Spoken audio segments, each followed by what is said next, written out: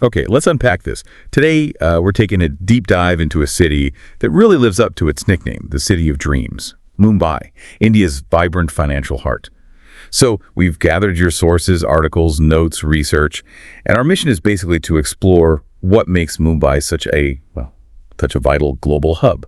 We'll look at its huge economic power, its role as a cultural epicenter, and, some of the unique challenges it faces. Right, so let's start with this dual identity thing. It gets really interesting here.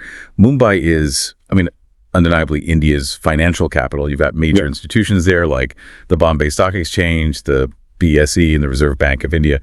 And it's not just finance, right? It's big in IT, real estate, diamond trading, shipping too. Loads of major companies have their headquarters there. Exactly. And what's striking here, I think, is how this isn't just about specific banks or exchanges. It's really the nerve center for India's whole economy. Yeah. So much of the country's commercial pulse, you could say, originates right here. It shapes national policy, attracts global investment. It's huge. Absolutely. But then there's the other side, which is just as massive. Bollywood. Mumbai is the heart of India's film industry. Full stop. Major studios, all the big celebrities, TV channels, even those iconic old theaters like Regal and Ratha Mandir.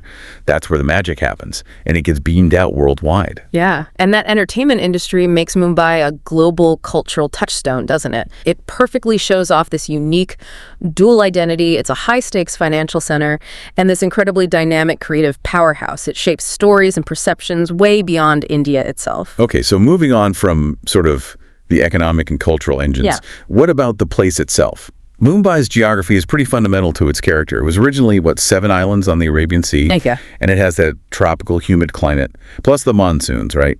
Heavy rain June to September, though famous spots like Juhu Beach are popular year-round, I gather. Mm-hmm.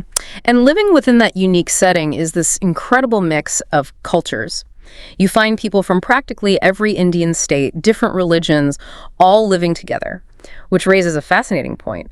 How does such a diverse blend thrive? How do they celebrate major festivals like Diwali, Ganesh Chaturthi, Eid, often side by side? It really speaks to the city's multicultural fabric. And daily life sounds intense, very fast-paced.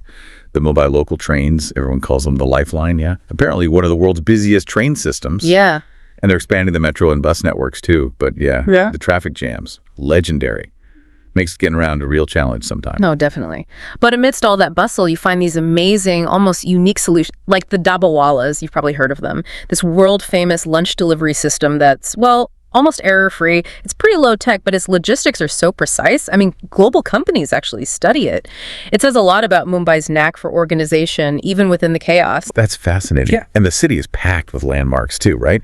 You've got the Gateway of India, obviously, Marine Drive, the Queen's Necklace, looks stunning at night.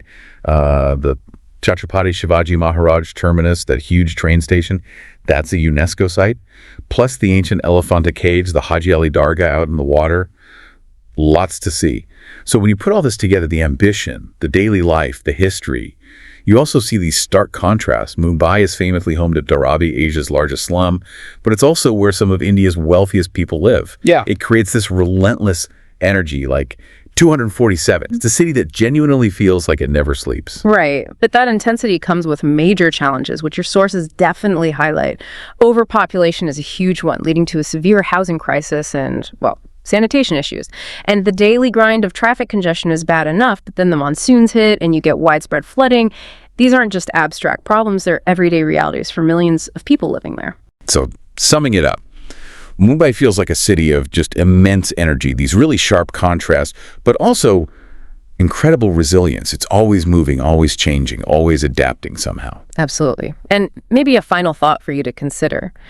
When you look at Mumbai's incredible ability to innovate and organize, whether it's the high-tech financial markets or the super low-tech, efficient Dabawalas, what does that tell us? What does it reveal about how these incredibly complex, dense urban environments actually function? And perhaps what could other cities around the world learn from Mumbai's unique blend of, let's say, chaos and efficiency?